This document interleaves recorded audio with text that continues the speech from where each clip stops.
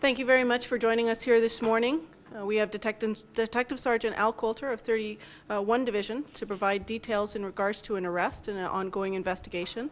We also have a representative from York University here to address any concerns as well with York University.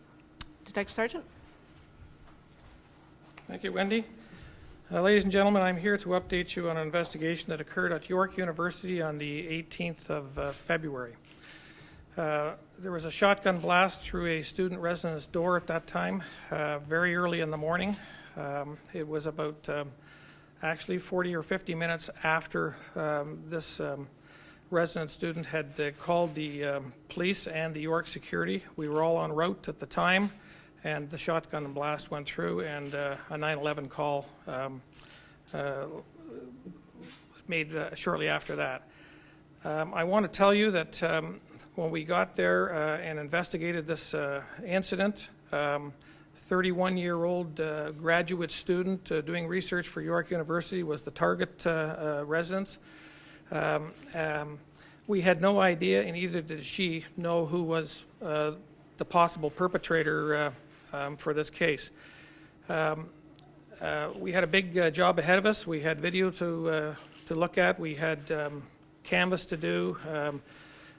We had occurrences to review and to come up with some suspects.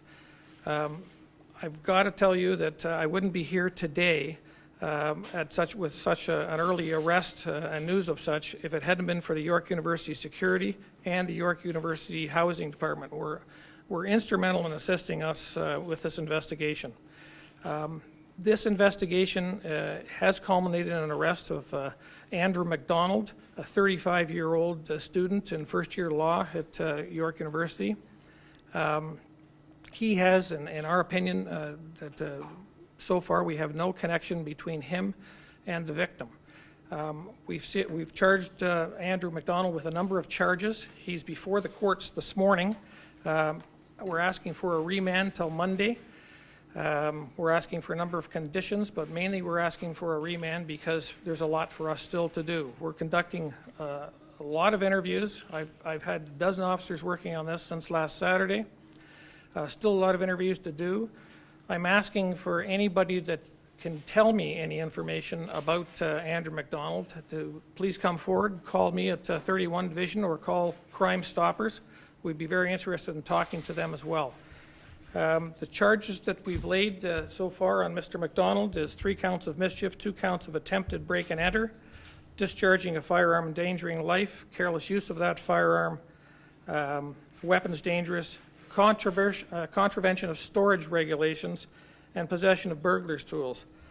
I'm not going to get into all the details of everything we've seized at this point because it is an ongoing investigation. There's a lot of evidence here before the courts, and I'm not really entitled to get into all the evidence at this time, but I can tell you that some of those charges were related to previous incidents at the same victim's door. And I think I'll just leave it at that for now. If anybody has any questions, perhaps we can have the next speaker go first, and I'll ask Gary Brewer to please come forward. Thank you, Detective Sergeant Coulter, and good morning, everyone.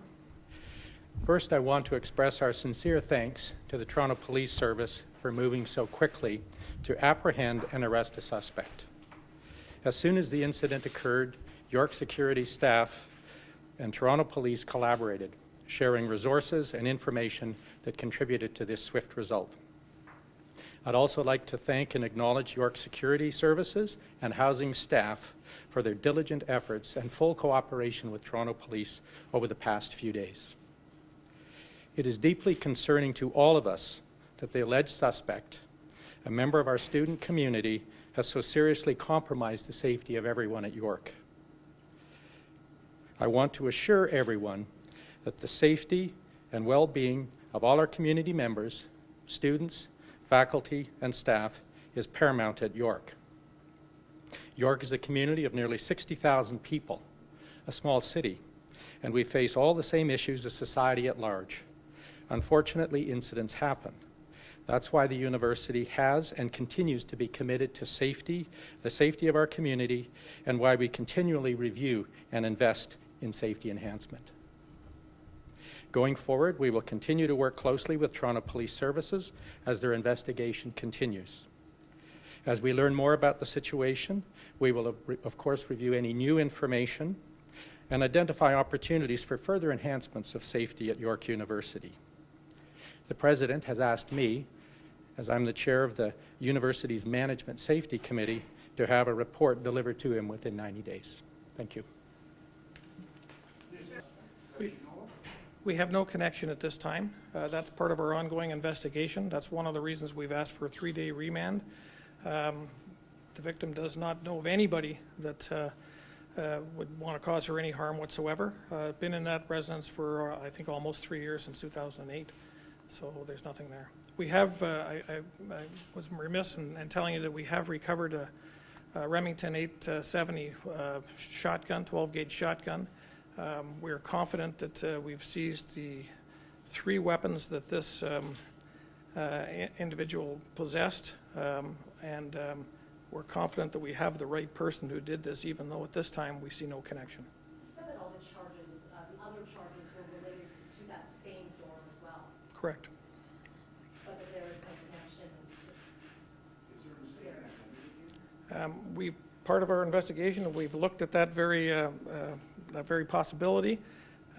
We haven't seen that reason there yet, and I'm sorry that it's part of the circumstantial case that we have against him, and it's going to come out in court.